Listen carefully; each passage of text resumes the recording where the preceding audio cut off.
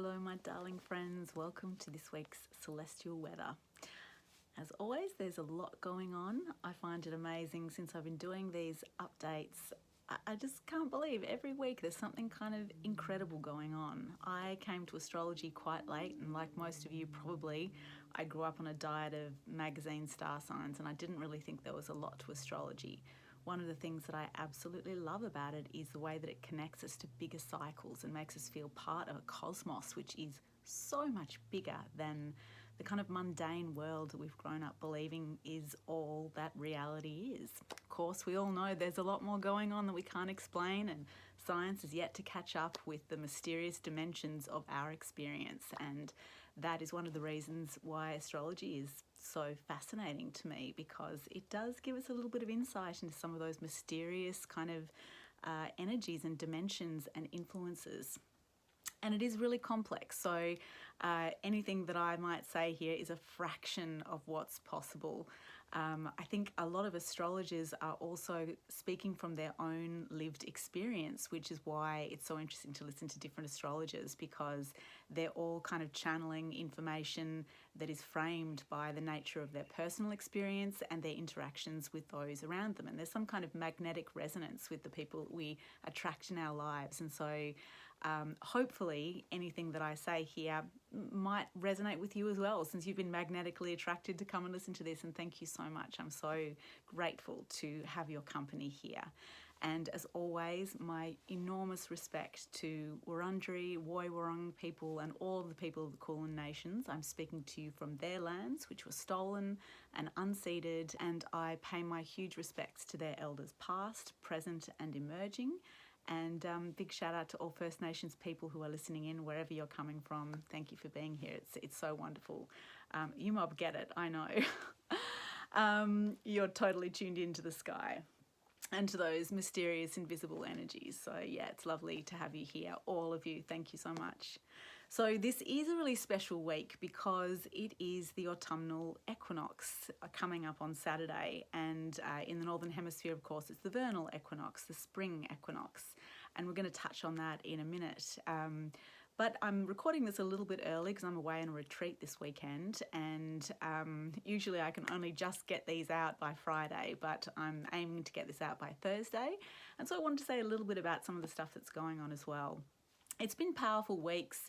I feel like 2021 is definitely more challenging at a personal level for many of us than the big catastrophic cycles that were taking place in 2020. There's been a kind of a relentless energy about 2021 so far, and I think we've all seen a lot of this energy play out. In the last week, I know, and I didn't really touch on this in my update because I wasn't fully cognizant of it, but I've certainly seen it play out this week, that for many people it's been an extremely emotional week.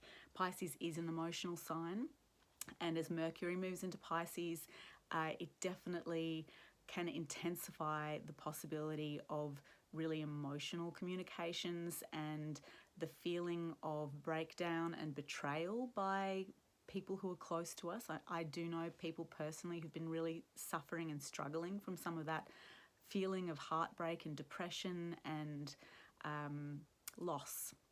So for you, my loves, I hope that this week begins a cycle. It will begin a cycle on Saturday, and then it brings you a rush of energy that helps you to put into perspective some of the things that you've learned through this process.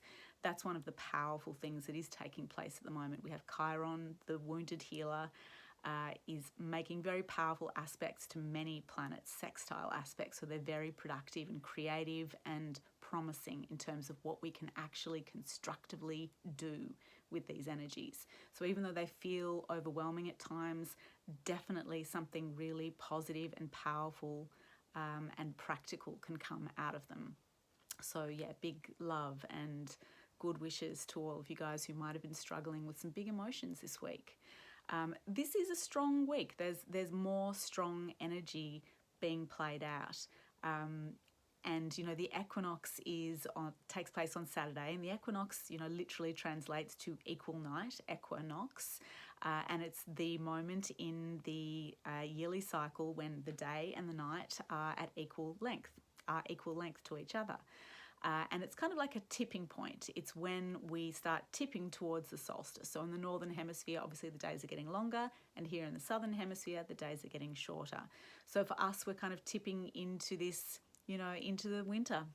And there can be a little bit of, a bit of melancholy around this shift towards the dark. But also, of course, as we know from all these dark phases of the moon, dark phases of the year, that we go inwards and we regenerate and we plant seeds that are going to flourish in the spring. So, that's definitely there. So I wanted to say a couple of little things just about Thursday, the 18th of March, just before we enter into the equinox. We do have a lot of this still emotional, spiritual healing kind of energy because we have a packed Pisces. We have Athena, Pallas Athena, who is the strategist, the kind of the high-minded goddess who was the goddess of war as well as domestic arts. So she has this incredible capacity to balance these two very different kinds of worlds. And she is going to be conjunct with Mercury exactly. She is on Thursday, exactly conjunct Mercury. So there could be some really interesting possibilities for communication in terms of understanding how we are strategizing in relation to our own healing, because we also have this sextile occurring between Saturn and Chiron.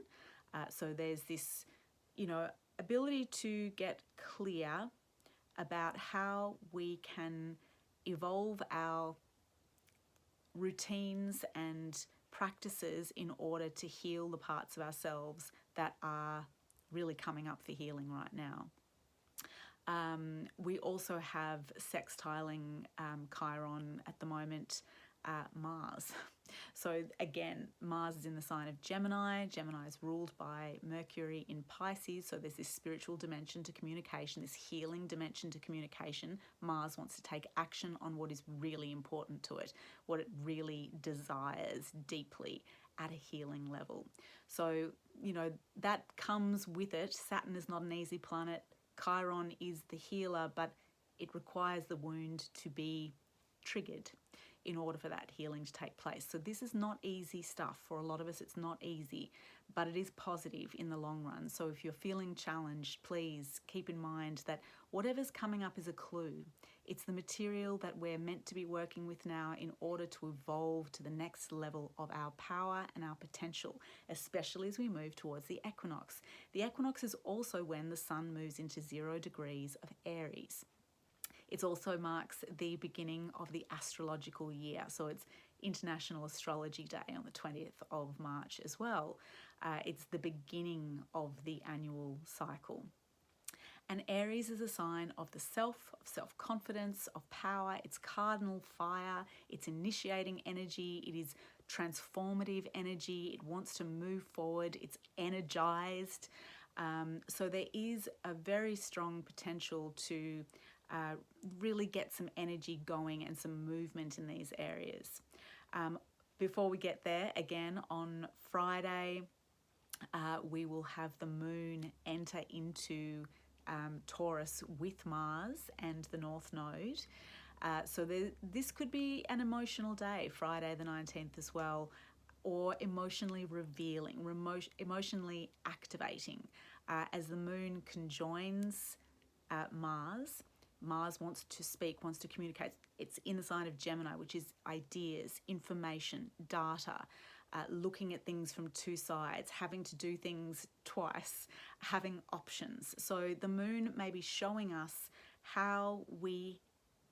may be showing us the options that are available to us in terms of what we communicate, what information we act on, how we deal with that information. It may make us want to really speak emotionally, to engage in conversations with others at an emotional level, and to be able to kind of analyze what's going on at that kind of feeling level. That could be really, really powerful, especially because Mars and the moon are trine Saturn. So Saturn and Mars have been in a square off, all 2020 they were squaring, and well, not all of 2020, but it felt like it. And we've experienced this long square that was so tense and so intense. And now they're trining, and a trine is a beautiful, easy flow of energies. So this is lovely. This is saying Saturn is really giving Mars a helping hand to be able to, bring a kind of a discipline and perseverance to the work of analysing the data at an emotional level, to be able to see what's going on and to move forward and evolve through something that may have been stuck previously, because Mars is also about to make a conjunction with the North Node, and the North Node is what we're growing towards.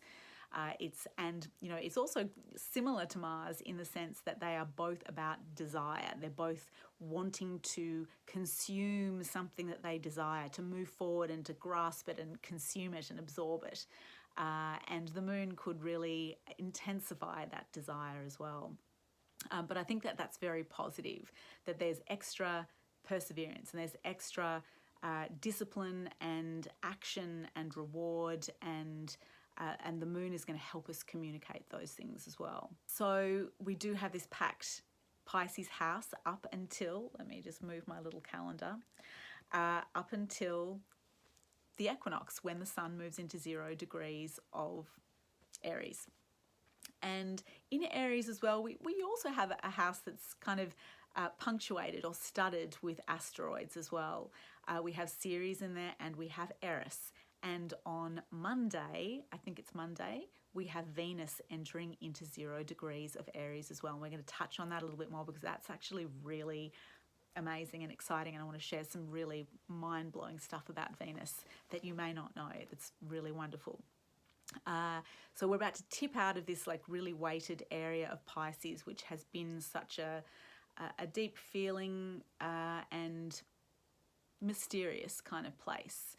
And moving into fiery Aries, which wants to get things done, which wants to pioneer, move into new spaces, try new things, really anchor into a kind of a strong sense of self-esteem. And as Venus moves into Aries, that is going to be really intensified. We're going to be focusing on the things that we need to act on in order to really harness a strong sense of self-worth, in order to take action on the things that are really important to us.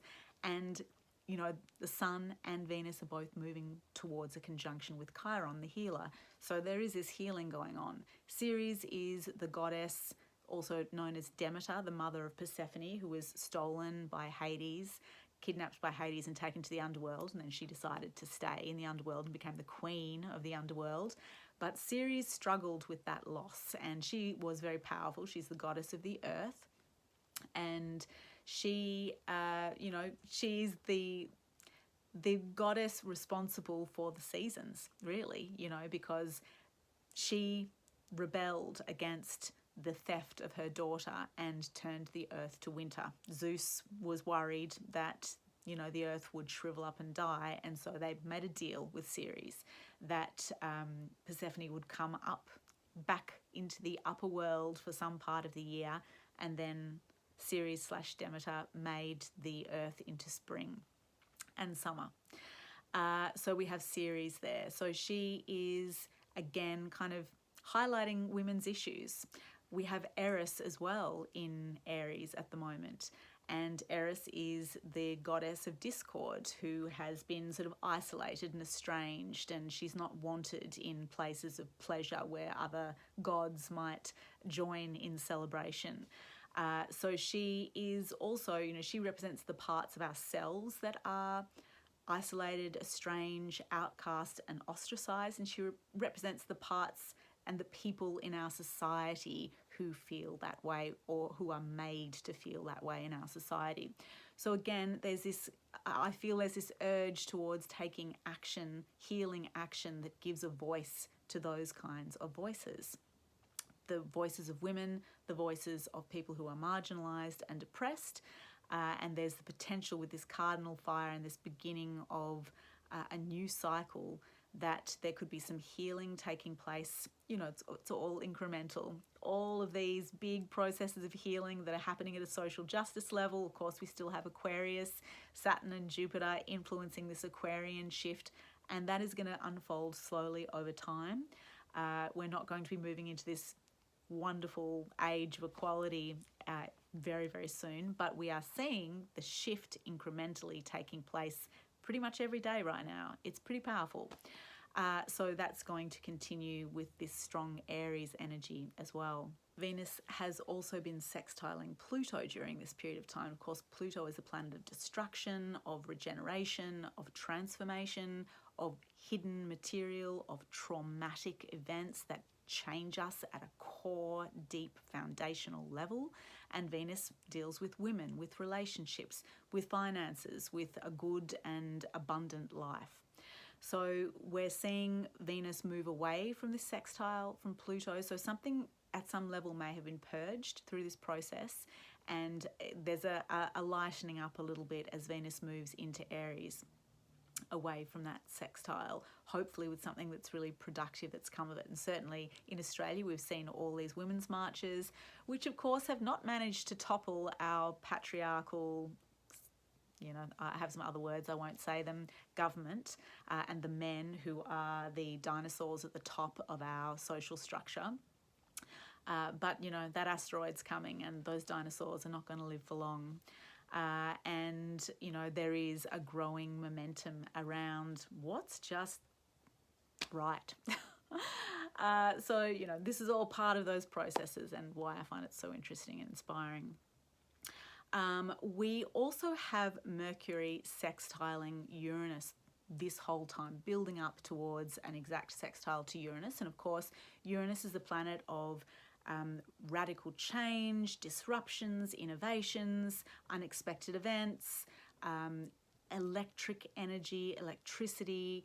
So when it's making a sextile to Mercury, it may suggest that for many of us, we may be feeling our intuitions more strongly, especially because Mercury is in Pisces, the sign of intuitive waters and all that is cosmically embedded in the universe and its potentials. So Uranus might help us tap into that mercurial potential to touch into the collective unconscious, or really even into bigger cosmic and celestial realities. Also on Monday, the 22nd of March, we have the moon in Cancer, and the moon rules Cancer. It's emotional, but it's, you know, that it has power. The moon has power. The moon is such a mysterious orb in our skies. You know, I was thinking earlier about, you know, one of the other things that I love about astrology is its ability to give kind of some sense of meaning to the mysterious aspects and experiences of our lives.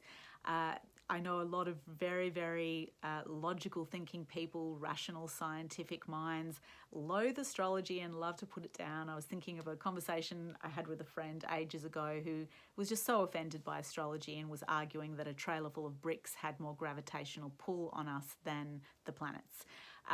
Personally, I don't think that gravity is really what we're talking about here, essentially. However, the moon certainly does exert a very powerful gravitational pull upon us, and we see that in the movement of the tides.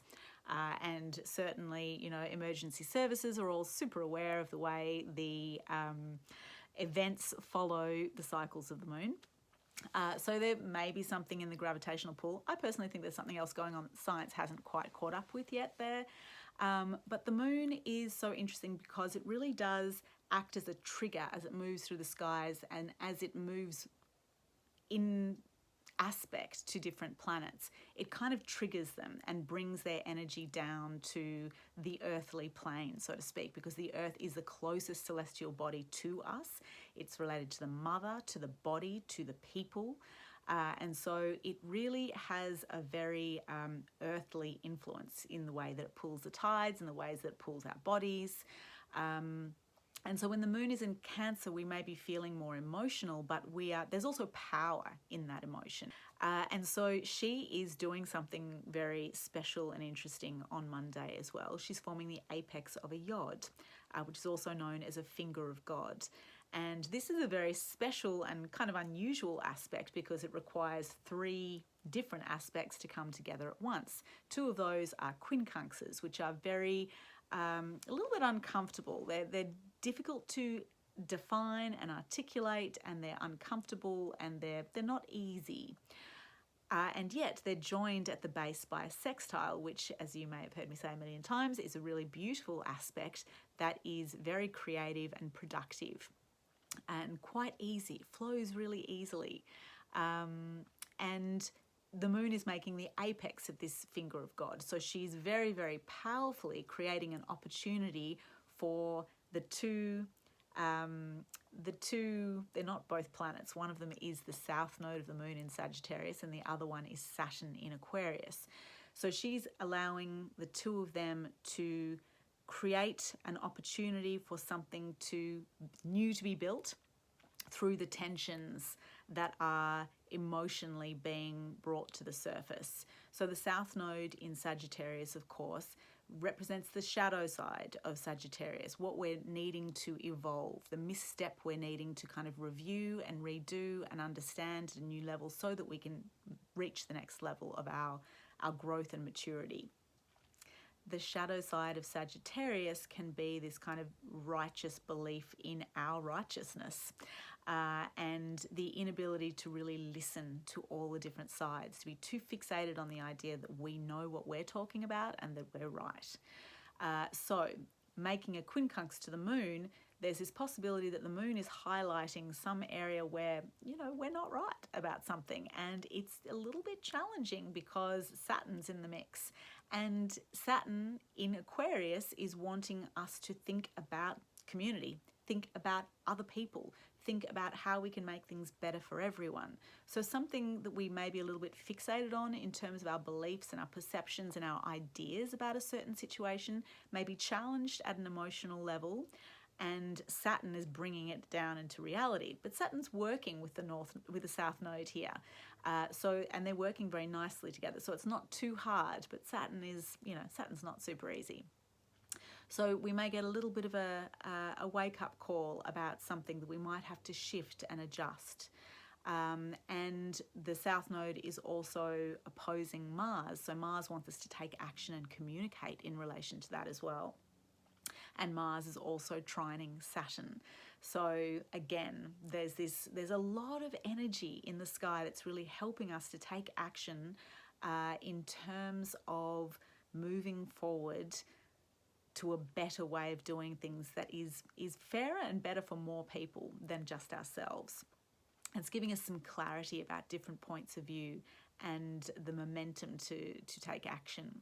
And of course, Mars is conjunct the North Node in Gemini. So as we sort of touched on a little bit briefly before, Mars in Gemini is wanting to take action in terms of communication, information, ideas, weighing up possible courses of action, possible variations in data and information, and really perusing and surveying the whole kind of landscape of information that exists. And conjunct the North Node is saying that there's extra impetus and desire to do that, and that it's going to lead us forward. It's going to help us to evolve in terms of where we're trying to get to. Also on Monday, we have heaps of planets that are at 8 degrees, which is really interesting. We have Mercury at 8 degrees of Pisces, we have Chiron at 8 degrees of Aries, and we have Uranus at 8 degrees of Taurus. And they're all kind of in aspect to each other to some degree. There's this interesting 8th degree occurring around the zodiac.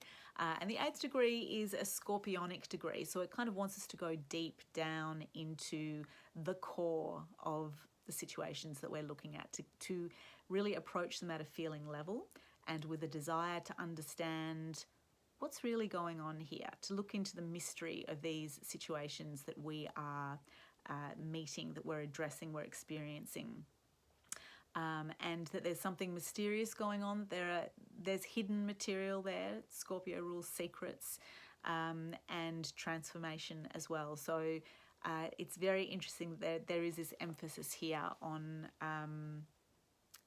what's hidden and what can be transformed. So that's powerful as well. On Wednesday the 24th, we have a grand trine, a grand fire trine between the moon in Leo and the south node in Sagittarius and Chiron in Aries. Also with Ceres in Aries, but we'll stick with Chiron for now. And grand trines are really powerful aspects because, you know, the trine is a beautiful, flowing, easy kind of access to energy, which is so effortless really that we don't even notice it sometimes. Things just come easily to us. A grand fire trine is very activating, and it is transformational. It wants us to take action. It can be fiery emotionally. Trines can also create a kind of ease that we sometimes need to be careful of. So because this is a trine between the moon and the south node, which wants us to be mindful of our shadow and of our tendencies to be a little bit too fixed in our views and to think a little bit too highly of what we know to be true, or what we think we know to be true. And Chiron, you know, the wounded healer, the part of ourselves which has been abandoned and is trying to come back to home in ourselves. We want to be a little bit mindful that we don't react emotionally to situations in too fiery a way, based on something that we believe to be true, which may turn out not to be the case. And of course, with the South Node in Sagittarius, there's a high likelihood that anything that we get a bit too aggravated about in terms of our beliefs is not quite what we think it is. And with Mercury squaring the nodes of the moon, it will be exact on Thursday, but on Wednesday it's getting very close to an exact square. And Mercury in Pisces is concerned with higher emotional experiences like forgiveness and compassion. And it's really saying to those nodes, hang on a second, let's choose the direction that we're going to go in. Let's not react on automatic assumptions about our righteousness. So the moon may trigger that, and we do need to be a little bit mindful because things go so easily with a grand trine, we may slip into some automatic behaviour. However, the moon is also opposing Saturn, and Saturn, you know, Saturn and the moon can be tricky together because, you know, Saturn is not a fun-loving guy. And so there can be restrictions on our ability to express emotionally or to connect with our emotions. But at the same time, Saturn can bring a stronger sense of discipline in relation to that kind of fiery emotional moon. The moon in Leo as well is the child, the inner child, the artist, the performer, royalty even. So it'll be interesting to see if any news stories emerge in those royal circles this week. But regardless, we want to be kind of using that Saturnian discipline to express the artist within ourselves and to allow the child within ourselves to have good structures and boundaries in order to understand the possible realms of reality and information that exists, not to become too attached to ideas that the child self has about what's going on, to get a little bit more rational and studious and reflective and cutting away the stuff that is dross and superfluous and not really shaping up to reality. Saturn rules reality, so it's kind of creating a counterbalance to that kind of fiery, performative, exuberant moon in Leo, and that South Node in Sagittarius, which wants to run away with its own truth and tell everybody that it knows more than everybody else. So Saturn's going to help to kind of ground us into a sense of reality. Then on Thursday, the 25th of March, we have a big and powerful day. Mercury is at 13 degrees of Pisces, and it is exactly squaring the North and South Node at 13 degrees of Gemini, North Node, and Sagittarius, South Node. Mars is at 12 degrees of Gemini, almost exactly conjunct the North Node as well. So this is really, really powerful.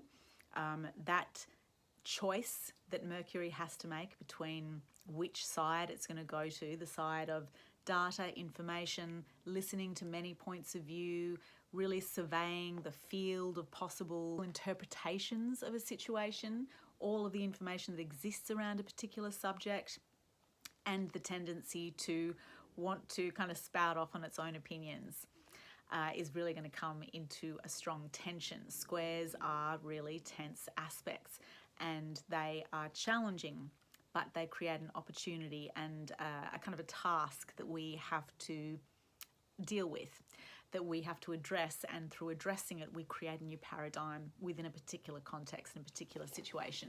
So squares are really very, very good. They're very, very difficult and uncomfortable, and you know, the nature of human beings is that if we had the choice to have a square or not, we would say not, and if we did not, we would never do anything of any worth in our entire lives. Squares make everything happen in the world. Anything good has a square in it. Anything good that's happened in the world has been made by somebody who has squares in their chart. So we don't want to hate on squares, but you know, they're challenging. So this square really involves information, communication, ideas. It can relate to business. It can relate to, you know, possible. Mercury can have a little bit of a trickstery element about it. When it's squaring the nodes, you know, you're having these polar kind of ways of dealing with a situation. So, you know, there's a lot going on there. With Mars conjunct the North Node, though, there's a desire to take action in a higher way, a desire to really act on the information that is kind of more factual, to really be able to see what is there and to be able to make sense of it and to move it forward and to kind of pioneer something based on the facts. So that's really positive. We also have Venus becomes cazimi with the Sun on Thursday the 25th. And cazimi is the condition where a planet is so close to the Sun within 17 minutes, I think, 17 minutes of the Sun, it's called cazimi. When it's in a wider range, in sort of 15 degrees of the Sun, it's known as combust, in a state of combustion. And combustion has a kind of a deleterious, a detrimental impact on the ability for a planet to express itself fully, because the Sun is blinding it. It's extinguished. You can't see it in the sky. When a planet is combust, the Sun, it's literally invisible in the night sky. When the planet is cazimi, it is at the throne of the Sun. It's how it was understood to be in ancient astrology. The planet is at the throne of the Sun and not exalted. That is a different thing altogether. And Venus has been exalted in Pisces all this time. Now she moves into Aries. She has moved into Aries by this stage. And Aries is not her favourite place to be. It's her lover's house, you know, and maybe things are a little bit messier over there. Nonetheless, she is cazimi the Sun. And not only that, she is cazimi the Sun at one of her star points. So the thing that I wanted to talk about with Venus, you know, it's this amazing thing about the universe and about nature and about the planets and astrology, that Venus is associated with beauty. And one of the reasons that Venus is associated with beauty is because of the way she moves in the sky. She has this synodic cycle which forms a geometric pattern that looks like a pentagram, like a 5-pointed star. It's extraordinary. And the passage of Venus through the sky over a period of time, from the perspective of Earth, makes this geometric pattern that looks like a rose. It's extraordinary. The other thing is that Venus only ever is cazimi the Sun in 5 signs. And they are Aries, Gemini, Leo, Scorpio, and Capricorn. And Aries is where she is cazimi the Sun now, and that's one of the star points. So there is this really powerful energy. Venus is powerful in this condition, cazimi condition with the Sun. The Sun is again really upholding, he has been all, you know, the last couple of weeks, he's upholding the interests of Venus. But Venus is now in the sign of the Warrior, and the Warrior is in the sign of Gemini, ruled by Mercury in Pisces. So there's a very spiritual kind of chain of transmission occurring through these, what we call dispositors, the planet that rules the house where another planet is. you know, Venus is in Mars's house, and so she has a kind of a fiery power. She's able to really strengthen issues of self-worth and a bit of justice warrioring too, I would say, given recent events and the fact that she is in the sign of the warrior, and the warrior is being guided by Mercury in Pisces, who is thinking about higher ideals and how we can merge the fractured parts of our identities and our society so that we can gestate something new that is of a higher spiritual frequency and that has healing at its core and a better sense of cosmic balance. So that's Venus. That's infusing the nature of Venus's cazimi condition with the sun. And of course, they're both moving, the sun and Venus are moving towards a conjunction with Chiron the healer. So again, there's this strong sense of healing taking place. And yeah, there's this incredibly beautiful potential for relationships as well, because, you know, Venus is the goddess of love and of interpersonal relationships. She's in the sign of her lover. She's cazimi the sun. Something is being illuminated at a very potent degree. So Venus is cazimi the sun at 5 degrees 58 minutes. The sun is actually at 5 degrees 57 minutes, so they're 1 minute apart when they're cazimi. And the Sabian symbol for this particular degree, which is actually the 6th degree, refers to thinking outside of the box, of realizing that we can't see all sides of a situation, the potential to think beyond the appearance of things as they are, not to get bogged down in negative thinking. Like the actual symbol is a cube that's illuminated on one side. So there's these other facets that we can't necessarily see, and yet something is being illuminated. There's this potential to think very creatively and outside of the box. Also on this day, we have an exact conjunction, literally by 1 minute apart also, between Uranus, that planet of electrical change, radical innovation, unexpected events, intuitive insights and thinking, exactly conjunct Black Moon Lilith, who is again one of these ostracized mythical figures. Black Moon Lilith is actually an astronomical point in space. She's not a planet, but she does signify that part of the psyche and that mythical personality that was ostracized because she wanted ownership over her own experience.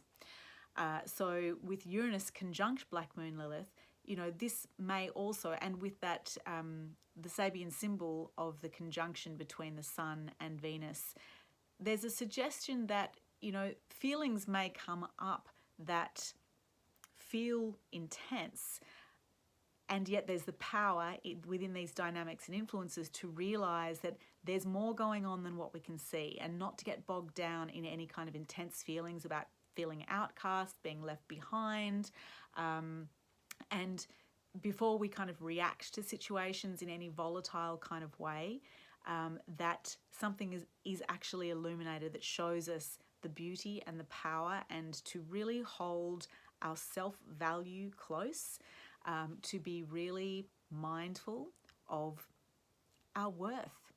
You know, if that is something that comes up for you, just remember that you are as powerful and as important and as humble and as small as every other tree, star, planet, person, thing that exists. It's really a time to embrace what we are and to realize that we are just as important as everything else.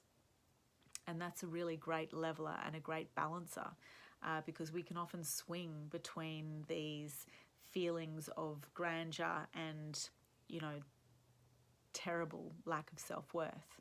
The reality is that everything is kind of equal in differing ways. You know, we all have different strengths and different weaknesses, and there is value in all of it. So I think that Venus cazimi the sun is really going to highlight that in Aries. Aries is such a strong sense of self, a really embodied and empowered sense of self and what we want and what we desire, and our desires really characterize who we are to a large degree. And Venus is very much about self-worth and self-love and relationship.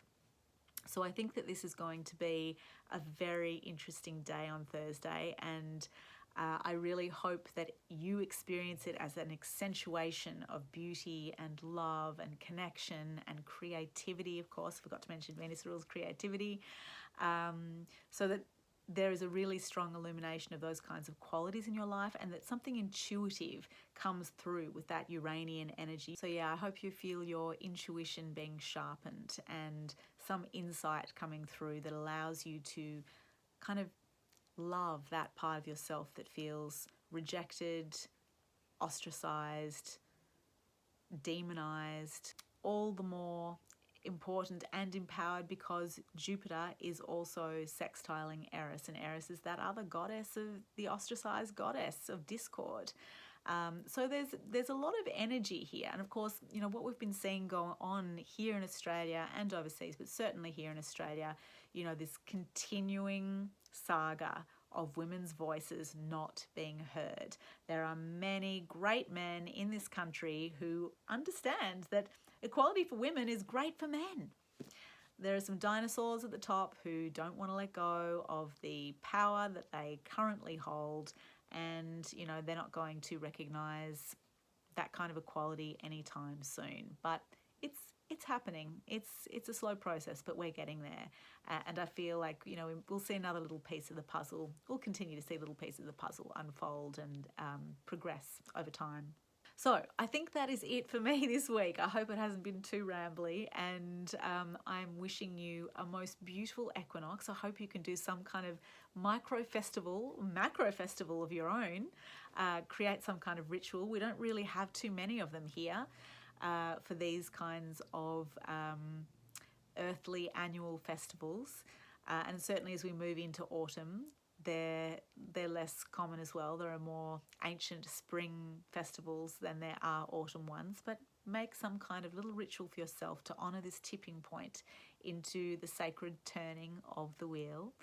And I wish you so much love and luck and growth and healing and insight and all of the wonderful things. Thank you so much for joining me once again. It's just lovely to be able to share this with you, and I hope it is of some value to you. I love looking into it and I love exploring it. It helps me heaps to understand myself and the world that I'm in, and it helps me honour this magical cosmos that we are a part of, and I don't want to forget that. So yeah, happy equinox, and see you for next week's celestial weather. Much love, everyone. Bye.